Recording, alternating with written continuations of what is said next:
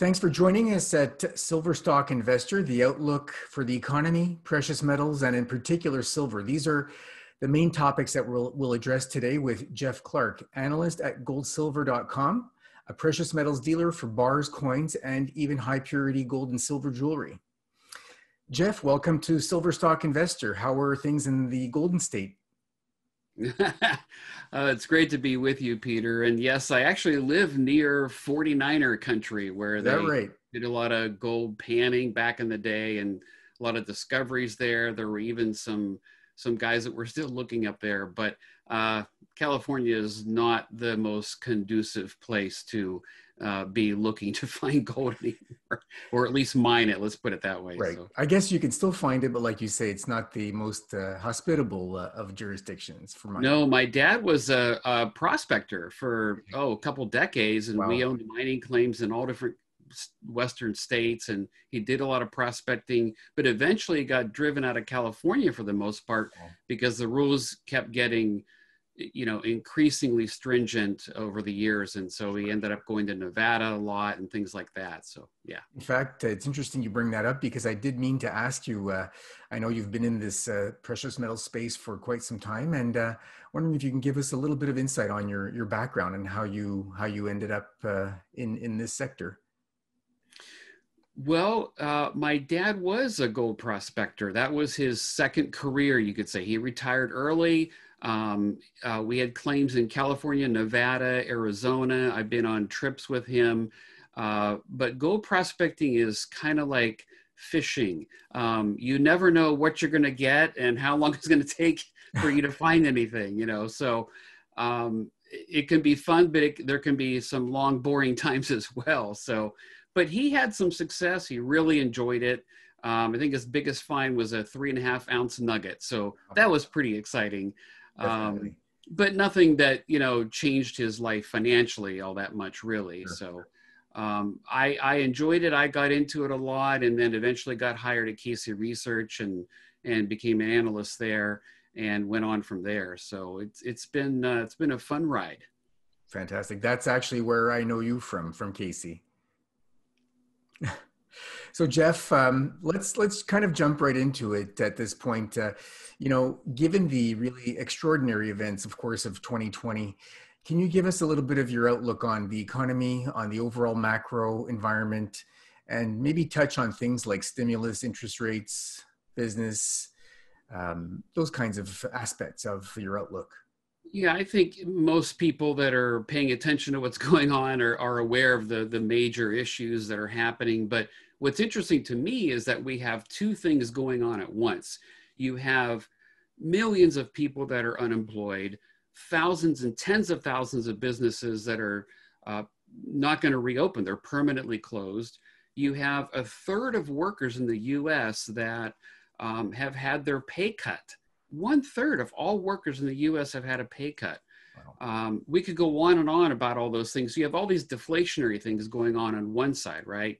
And then on the other side, you have all these inflationary things like massive stimulus as far as the eye can see, both fiscal and monetary. We have negative rates. Some people claim we don't have negative rates in the U.S. We already do. On a real basis, rates are already negative. And those two things, the Fed, many central bankers, politicians, they've said they're just going to continue to do this. Biden's infrastructure plan is, if you added up all the stimulus programs that he wants to do, it would equal $7 trillion. Wow. Well, that's a third of the U.S. GDP. So wow. That's, the amount of stimulus. Now, he may not get all that. He probably won't. But the point is, that's the direction they're going. This is a serious trend in motion. I don't see it, stopping anytime soon. And there are ramifications of these things for us, both as citizens and as investors. That's interesting about, not seeing any of this stopping anytime soon. I think it's wise to always kind of check our premises. And what would it take for this to stop? And what are the odds? I just want to give you some perspective before I answer that. So I did an article and I showed that the amount of currency printing that the Fed is currently undertaking is 9 times more than the new gold supply that is added every year. So we're creating 9 times more in currency than we can in gold supply. But when it comes to silver, and this is particularly useful for your new letter, we're creating 95 times more currency than we are able to produce new silver. So the situation here is just untenable. It's Right. not sustainable. And I think most people understand that. Nothing horrific has happened yet, but there is no free lunch. Right. And sooner or later, you have to pay the piper when you grossly dilute your currency to this extent. And of course, the obvious implication of that would be inflation. We can talk more about that if you want, but I do think inflation at some point, CPI inflation, we've had monetary inflation, just to clarify, but I mean CPI, the consumer price is actually going up substantially. And I think that is one ramification of all this. Can they stop this? I mean, this is their playbook. Their playbook, they've already told us their playbook. We're going to keep rates low as long as we have to. We're going to continue with monetary and fiscal stimulus as long as we have to. Most estimates I've seen are about 3 years. So by then, where are gold and silver going to be? Exactly. They're going to be a lot higher, I think. Exactly. And that's actually a perfect sort of segue to my next question, which is how will all of this affect precious metals? Well, what do we know going into 2021? We know about stimulus, we know currency printing, we know negative real rates, we know paper money is outstripping the supply of new gold and silver. All of these things are not free. There are ramifications to doing these things, and so gold and silver. This is a highly supportive environment for gold and silver. In fact, I would go so far as to say that you can't. I can't think of a scenario where that would be stronger for gold and silver rising and going higher. I mean, what would it be if you could draw up a scenario? Okay, this is the perfect scenario for gold and silver. This is the perfect environment. Well, this is what you would draw up is right now. So gold and silver prices are going to move around. They're going to fluctuate. They're going to have corrections. They have multiple corrections every year. That's not the issue. In the big picture, you can't do these things. And when we have some real world effects of all this massive currency dilution and interest rates artificially low, that's when we're going to probably see a very big response in gold and silver. So tell me, we've seen a lot more institutional investors initiating allocations to precious metals. That's been taking place over the last couple of years, but a lot more in the last few months. What do you make of that? What does that mean to you?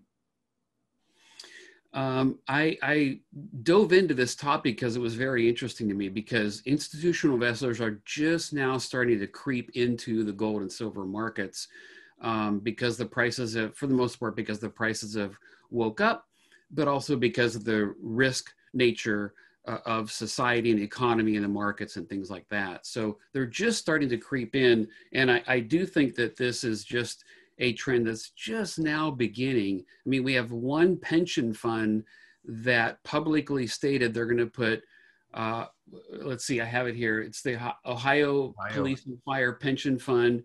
They're going to put 5% of their assets into gold. Wow.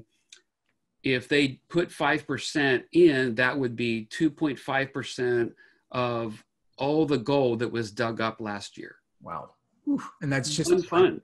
And there's something like 8 or 10 other funds just in Ohio, let alone the United States, let alone the world. Right. So this is just beginning, and I think there's going to be a lot more institutional interest.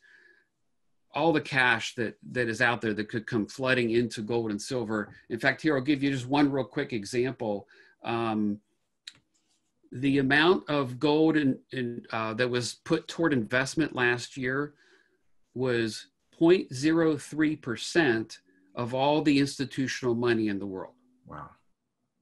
So, you know, the amount of cash that's out there, the amount of funds that could come into this sector, and that's kind of an interesting thing about gold and especially silver, right? Is that those markets are so small, they're so tiny that it doesn't take a lot of cash coming into them to greatly impact their price.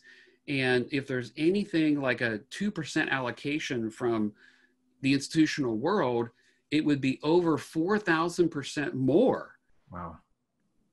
Than the gold that's currently available for investment, not jewelry and things like that, just for investment. It would be over 4,000% more. So obviously that's not going to work. The obvious ramification is much, much higher prices. So I could talk about this forever. There's $100 trillion in institutional cash. Even just 1% of that is $1 trillion coming in. That would require something like that would take up like something like 5 years of new gold supply. Wow. That would require a $5,000 to $10,000 gold price just to make that scenario work and play out. So if one believes that there are reasons that the institutional world would come into this industry, then hold on to your hat. Right. You know, depending on how you measure it, some of the research I've done has indicated that, I guess, at least on the investment side, the silver market is about a tenth, if not less, the size of gold's investment market. And so what kinds of impacts do you think this could have on silver more specifically?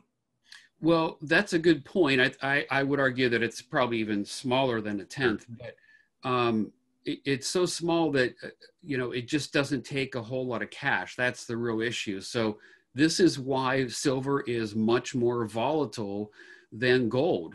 And the silver stocks, which you're going to write about, are even more volatile than silver. So gold does well in a bull market, but silver outperforms gold, and the silver stocks outperform silver. And the reason is because this market is so small. And I can give you examples of, you know, of the primary producer industry, how small that industry is. But the point is, it's going to have a tremendous impact on silver. This is why it's so volatile. And this is right. This is why we're investing in silver, because it's so volatile. We want to capture that upward volatility. So it can be breathtaking at times. We've already seen that in history.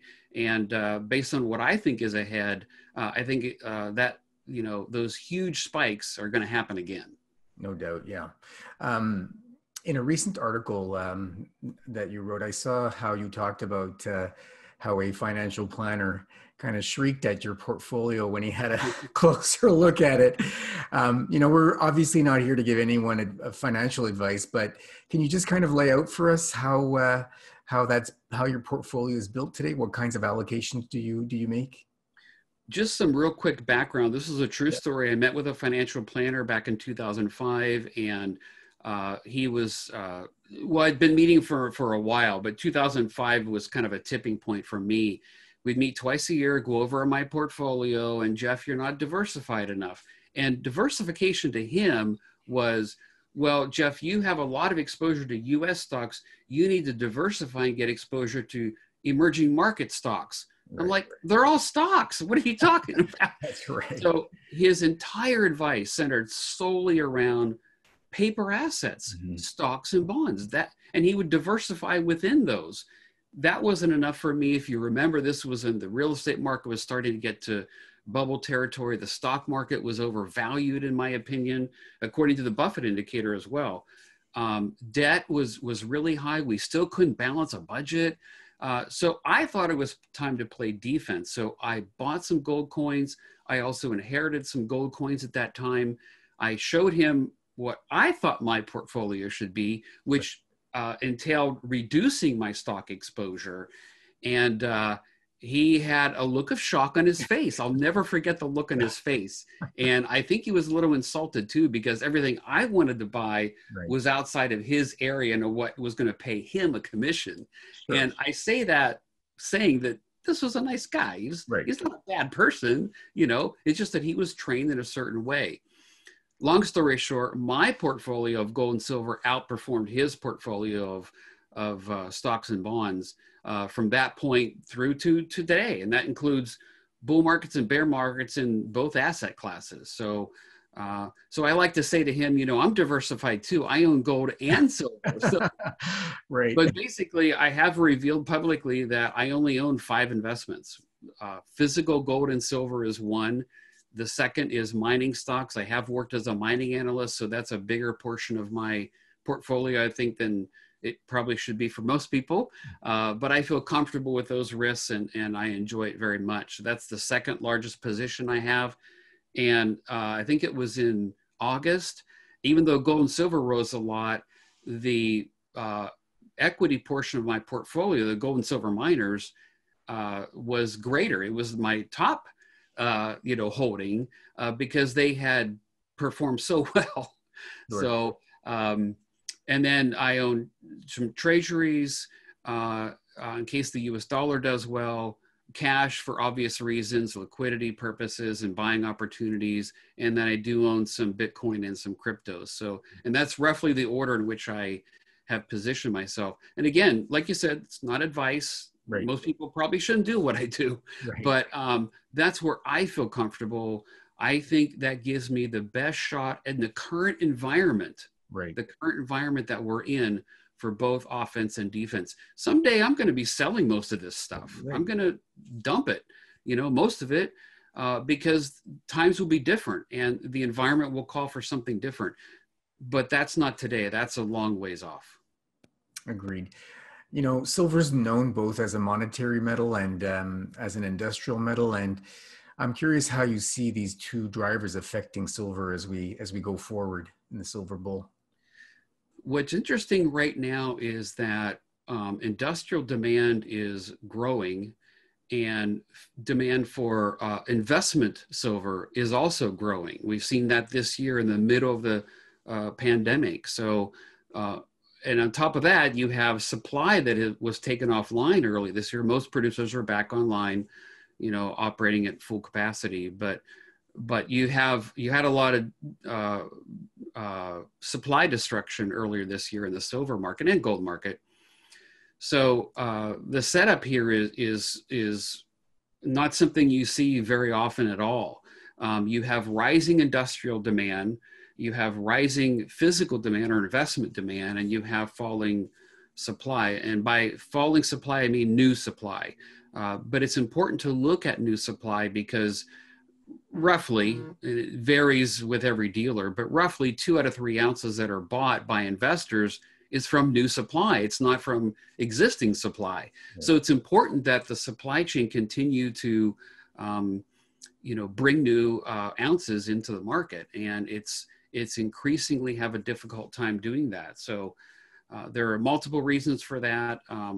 But that's the setup that we have right now going forward. So we can see a situation where silver is more volatile than it even normally would be, right, because of these structural issues. These are structural issues. You can't bring new supply online in the silver market quickly or easily. It takes years and years to do that. They can't just flip a switch and start producing more silver or gold. It doesn't work like that.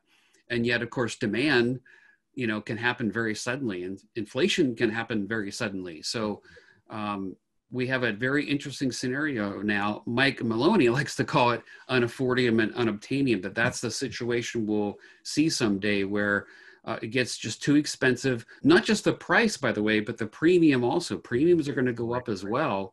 And you may not be able to get the metal as an investor because they may hold it for governments or institutional investors or large investors only. So I'm not saying that is going to happen. I think that is a risk that could very easily happen, though. Makes sense. I've seen from my research that about 70% of silver is a byproduct of other metals. And how do you see that playing into the sort of the supply side and the silver market's ability to react to demand? So that's an interesting point you bring up, because a lot of a lot of the base metal producers, which produce a lot of byproduct silver, right? They are cutting back on exploration. They're spending less on development.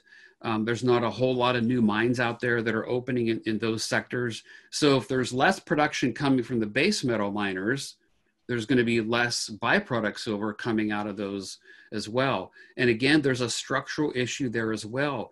I think it's, don't quote me, but I think it's 4 years in a row now, the base metal industry as a group has spent less money on exploration every year.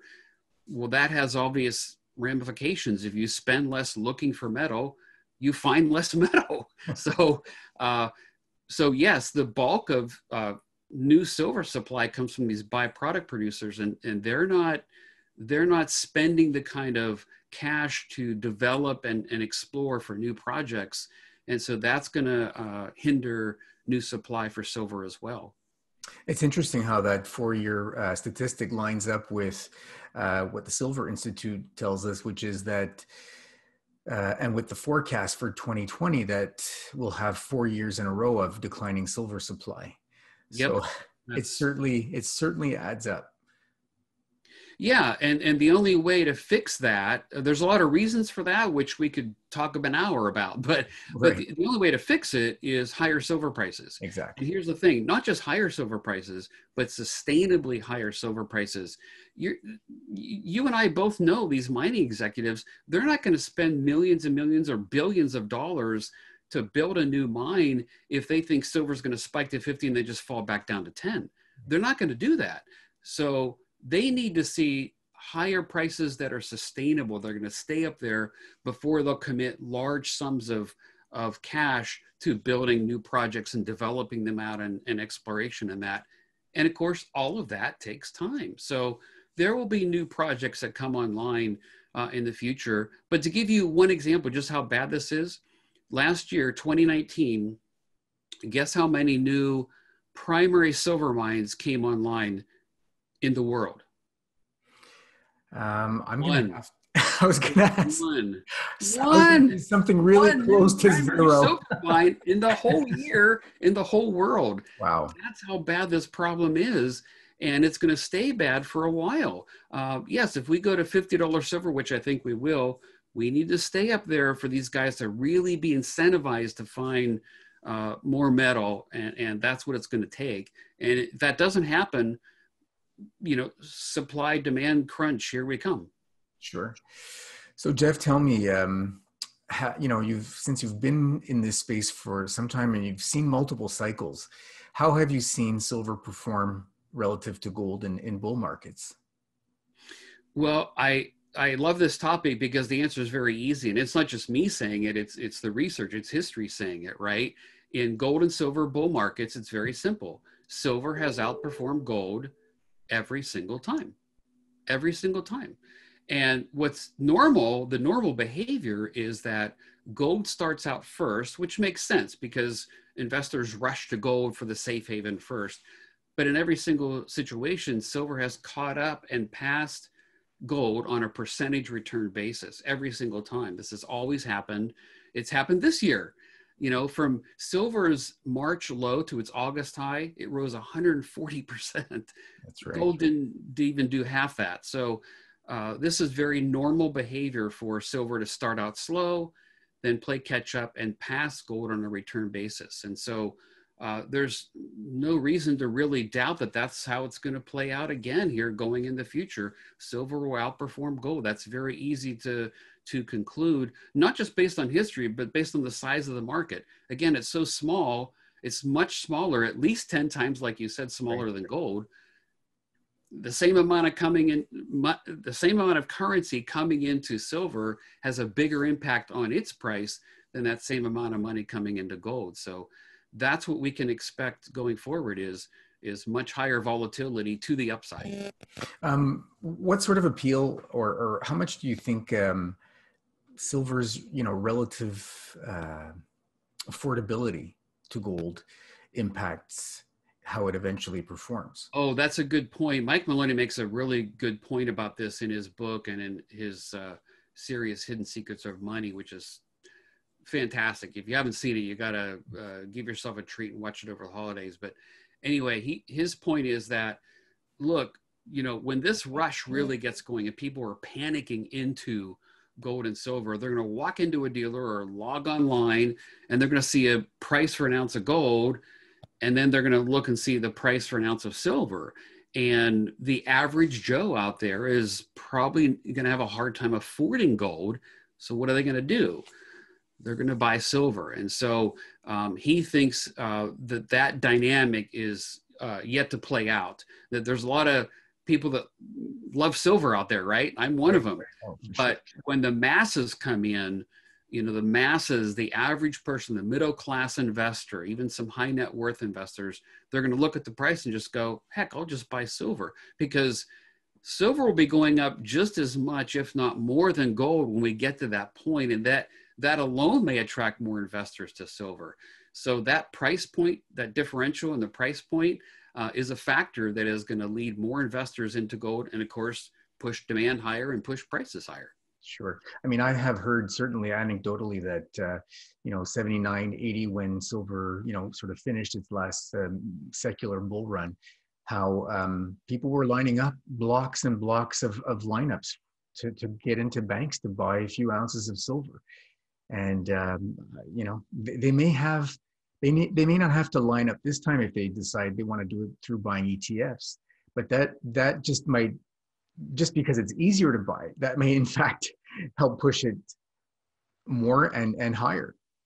Oh yeah, ETF demand will definitely have an impact on the price, but I would argue, I personally would not buy a paper product right now, not in the environment that we're in.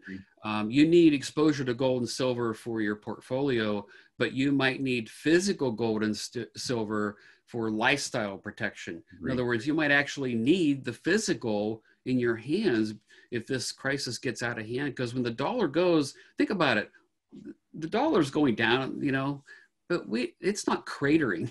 It's not on its way to zero. It's not upsetting the world order. Yet that's what's probably going to happen at some point. There's going to have to be a system change, a monetary regime change. And when that happens, there's going to be some major convulsions and some major consequences, some of which will be unintended, all of which is going to support, make it social unrest, to topsy-turvy prices, to markets that aren't in sync. I want to have physical in my hand in that kind of environment. Again, if things were healthy, I wouldn't necessarily insist on owning physical, but they're not. The risks are very high, and that's the reason I want to have physical in my hand, because I might actually need it in the environment ahead. Makes sense. In wrapping up, Jeff, I don't know how you feel about forecasts, but if you're open to that, and if that's something that you do, I'd be, I'm sure that our listeners would be happy to hear your thoughts for next year. Here's my forecast: gold and silver are going higher. That's it. I mean, I don't make forecasts. I don't kind of roll that way. I just look at the risks that are out there, what's happening to us monetarily, all the things we've talked about, and I feel much more comfortable, and I sleep better being overweighted gold and silver at this point in history. Anything could happen, but I'm personally convinced that gold and silver headed much, much higher. So $3,000 to $5,000 gold would not surprise me at all. $100 silver would not surprise me at all. It also wouldn't surprise me if they go higher. But here's the thing: I don't want them to go too high. If we get $10,000 gold, $20,000 gold, $500 silver, if those kind of things happen, we're going to be in a world of hurt. Things are going to be pretty nasty around the world, and I'm hoping we can avoid that. But if that does happen, boy, what's the one asset you want to be owning in that scenario? That's to go gold and silver. So that's why I'm heavily overweight, gold and silver at this time. So yeah, I'm totally convinced they're going higher. What I'm convinced is going even higher, though, is the miners, the gold stocks, and especially the silver stocks. That makes sense. Do you have any ideas of, or I guess we could call them picks that you like, things in that space that make sense to you? Well, like I kind of hinted at there, I'm heavily overweight gold and silver miners. I love it, and it's been a very good year. My personal portfolio has done something like 4x, this year. So it's been quite fun. And I think that's the kind of thing that can happen with these miners. Is that kind of volatility is something that is happened many times before, and it's going to happen again. So we're in a breather period right now. So I've actually been doing a lot of buying here this past month. This is December, so tax loss selling. And now this week, of course, things have reversed. But I've been doing a lot of buying because, I want to buy when prices are low, of course. So Sure. the one thing that I would say really stands out to me about the silver equities is just how small that market is, like I was saying earlier. So not just the physical silver market is small, but the silver equity market, the primary producers, Right. that market is ridiculously small. And then let's look at the primary producers. Let's look at how many are true silver producers. Right. Let's go into that stock. Let's buy that stock because it's going to give us the most leverage to the metal. I think that's going to happen. I think that's going to drive some of these silver companies honestly, I think it'll go to astronomical levels. So, a 10x with some of these is not out of the realm of possibility at all. I agree. I mean, that's the kind of thing we've seen even in the most recent bull between, 2001, let's say in 2011, we've seen some of the larger companies do 10 times in the span of two to 3 years. So in some cases, taking outsized risks in this space is not even necessary to get amazing returns. That's right. That's a good point. You don't have to put a lot of your cash into these opportunities to see an outsized return, to get a big return. So you don't have to do what I'm doing, put half your money into the miners. But I think that's a fair point. You can take a little bit of exposure and potentially get an outsized return very easily. Well, Jeff, I certainly appreciate this go around that we've done on the silver space. Any final thoughts that you want to share with listeners? Well, I'm really excited about your letter. This is very needed in the industry, a letter that focuses just on, the silver stocks. The interesting thing about that is there's not a lot of them, even in the junior space, there's hundreds of those, but still there's not thousands like there are with the gold space, so the opportunities, it's easy for me, at least, it's easy to screen out the ones that I don't really want to look at. And there's going to be some in there in the silver space that are just absolutely going to scream. So I think your timing is great. I think the letter is needed, and I certainly wish you and Gwen well with this. So I think it will do really well. Well, I certainly appreciate that. Thanks for those kind words, and thanks for your time. I hope we can catch up and do this again in sometime in the near future. I'd love to do that. And if anybody wants to follow me on Twitter, I'm at The Gold Advisor. I do put my personal stuff on Twitter. But I think, you shouldn't blindly follow me and what I do, and maybe, pay for a service is actually investigating these things like what you guys are doing. But I post other things as well if anybody's interested in following me there. But yes, check out Hidden Secrets of Money or Mike Maloney's free book. He's very, very bullish on gold and especially silver. And you can download it for free on our website. Again, Jeff, thanks so much. This has been a lot of fun. Appreciate it. Great, Peter. Thanks for having me, and be happy to do it again sometime. Wonderful. Cheers.